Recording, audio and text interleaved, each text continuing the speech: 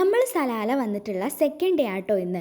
കഴിഞ്ഞ ദിവസം വൈകിട്ടാണ് നമ്മളിവിടെ എത്തിയിട്ടുണ്ടായിരുന്നത്. അപ്പോൾ അന്ന് കുറച്ച് സ്ഥലങ്ങളൊക്കെ പോയി കണ്ടിട്ടുണ്ടെങ്കിലും ഇന്നിത് നമ്മൾ ശരിക്കും കുറച്ചധികം സ്ഥലങ്ങൾ കാണാൻ വേണ്ടി പോവുകയാണേ. പോകുമ്പോൾ കാണുന്ന സ്ഥലങ്ങളൊക്കെ കാണുമ്പോൾ കറക്റ്റ് നാട്ടിലുള്ളൊരു ഫീലാണ്. ഇതിനും ഫീല് കിട്ടുന്ന ഒരു സ്ഥലമുണ്ട്, ഇവിടുത്തെ ഒരു തോട്ടം. അതിൽ നമ്മൾ വൈകിട്ട് പോയിട്ടുണ്ടായിരുന്നു. അപ്പോൾ അവസാനം എത്തുമ്പോൾ നിങ്ങൾക്ക് കാണാൻ വേണ്ടി പറ്റുവേ. അപ്പോൾ നമ്മളിപ്പോൾ പോകുന്ന സ്ഥലം എന്ന് പറയുന്നത് വാദി ദർബാദിലേക്കാണ് കേട്ടോ. നമ്മൾ ഈ പോയിക്കൊണ്ടിരിക്കുമ്പോൾ കാണുന്ന സ്ഥലങ്ങളൊക്കെ ശരിക്കും നല്ല ഭംഗിയായിരുന്നേ. പക്ഷെ ഒക്കെ ഉണങ്ങി നിൽക്കുന്ന ഒരു ചെറിയ പ്രശ്നം ഉണ്ടായിരുന്നുള്ളൂ. പക്ഷെ ഇവിടെ അത്യാവശ്യം പച്ചപ്പ് കണ്ടൊരു ഫീൽ എനിക്ക് കിട്ടിയിട്ടുണ്ടായിരുന്നു. പിന്നെ പോകുന്ന വഴി എന്ന് പറയുന്നത് നല്ല രസമായിരുന്നു. രണ്ട് സൈഡും ഇങ്ങനെ വേലി പോലെ കെട്ടിയിട്ട് അപ്പുറത്ത് കുറേ പശുവും പിന്നെ അതുപോലെ തന്നെ മെയിനായിട്ട് ഒട്ടകവും കാര്യങ്ങളൊക്കെ ഉണ്ടായിരുന്നു.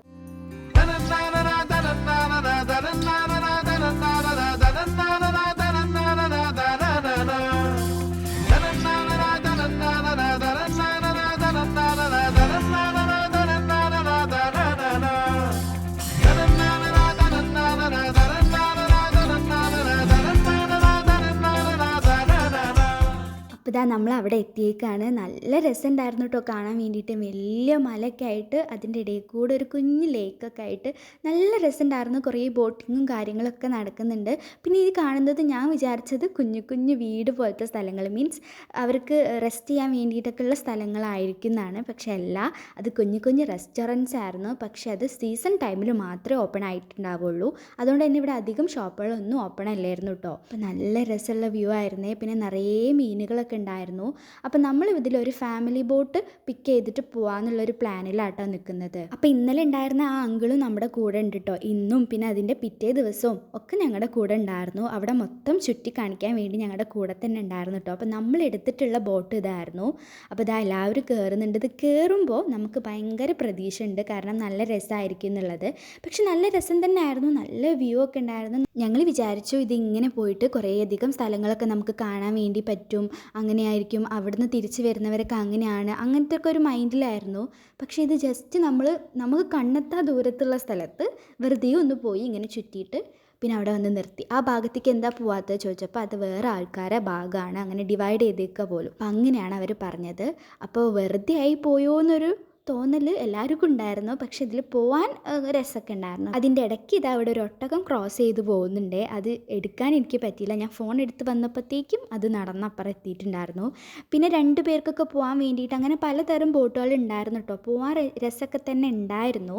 പക്ഷേ ഇതാണ് പ്രശ്നം, ഒന്നും ഇങ്ങോട്ട് ചുറ്റിക്കറങ്ങി വന്നു. നമ്മൾ കൊടുത്ത പൈസ മുതലായില്ല എന്നുള്ളൊരു ചിന്തയില്ലേ, അത്.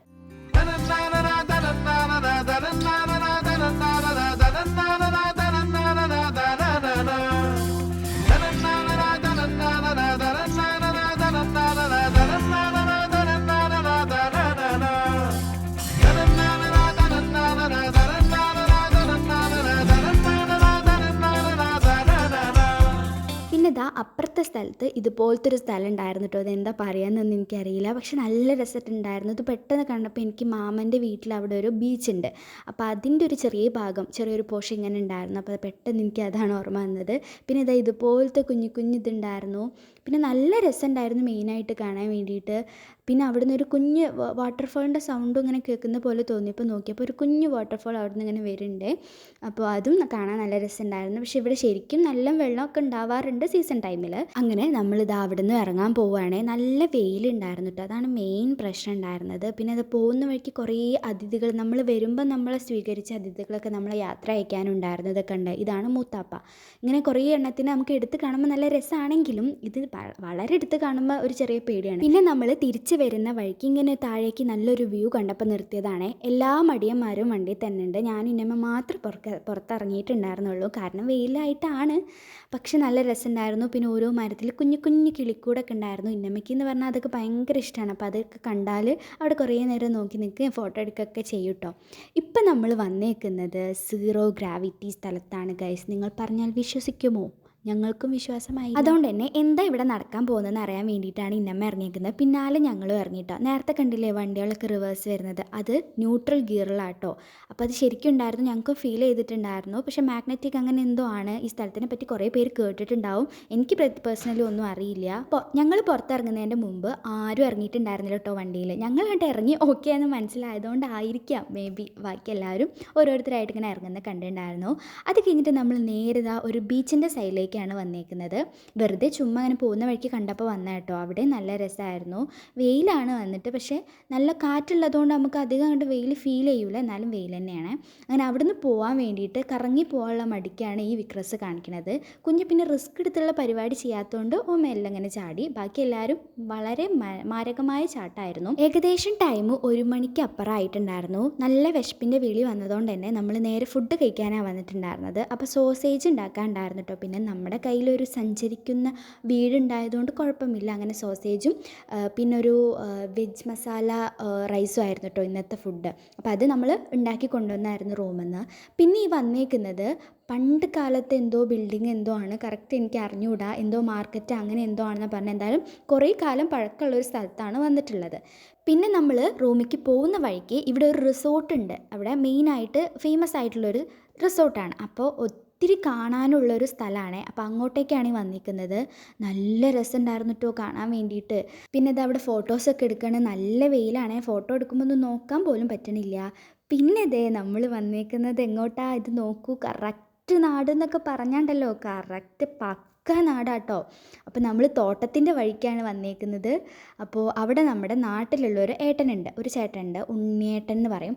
അപ്പോൾ അവരുടെ ഒരു ഷോപ്പൊക്കെ ഉണ്ട്. അപ്പോൾ അങ്ങോട്ടേക്കാണ് ഈ വന്നേക്കുന്നത്. നോക്കിയേ കറക്റ്റ് നാടല്ലേ. നമ്മൾ വന്നത് പെരുന്നാൾ ഡേ ആയിരുന്നു കേട്ടോ. അതുകൊണ്ട് തന്നെ അവർ ഷോപ്പ് ക്ലോസ് ആയിരുന്നു, തുറന്നിട്ടുണ്ടായിരുന്നില്ല. അവരാണെങ്കിൽ നല്ല ഉറക്കമായിരുന്നു. അപ്പോൾ ഷോപ്പിൻ്റെ ബാക്കിൽ തന്നെ കേട്ടോ അവർ താമസിക്കുന്നത്. അപ്പം നമ്മൾ പതിയെ അങ്ങോട്ടേക്ക് കയറിയതാണ്. ഈ സാധനങ്ങളൊക്കെ ഇവരിവിടെ കൃഷി ചെയ്യുന്നതാണ്, എന്നിട്ട് വിൽക്കുന്നതാണ്. അപ്പോൾ അവിടെ വേറെ ആൾക്കാരൊക്കെ ഉണ്ടായിരുന്നു. അപ്പോൾ എന്തായാലും നമുക്ക് അറിയുന്ന ആളായതുകൊണ്ട് തന്നെ നമ്മൾ ആ തോട്ടത്തിൽ ഫുള്ള് നടന്ന് കാണാൻ വേണ്ടി പോയിട്ടുണ്ടായിരുന്നു.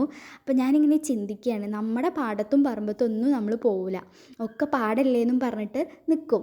അവിടെ പോയിട്ട് ഈ തോട്ടത്തിൽ കൂടെ ഇങ്ങനെ നടക്കും. അപ്പോൾ ഞാൻ ഇന്നമ്മനോടൊക്കെ ഇത് പറയായിരുന്നു കേട്ടോ. പക്ഷെ നല്ല രസമുണ്ടായിരുന്നു കേട്ടോ.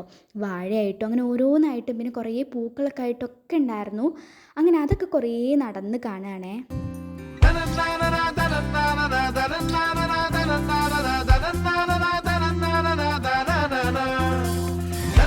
പിന്നെ അവിടുന്ന് നേരെ റൂമിലേക്ക് ഇറങ്ങിയേക്കാണ്. ബീച്ചിൻ്റെ സൈഡിലൂടെ കേട്ടോ വന്നിട്ടുണ്ടായിരുന്നത്. ആദ്യമായിട്ടാണ് ഈ ബീച്ചിൻ്റെ സൈഡിൽ മണലിലൂടെ ഇങ്ങനെ വണ്ടിയായിട്ട് വരുന്നത് കേട്ടോ. വലിയച്ഛൻ്റെ വണ്ടി ആദ്യമായിട്ടായിരിക്കും മണലിൽ ഇറക്കുന്നതും, കാരണം ഇവർക്കൊക്കെ വണ്ടീനോട് പ്രിയമുള്ള ആൾക്കാരാണ്. അപ്പോൾ ഓക്കെ, ബൈ.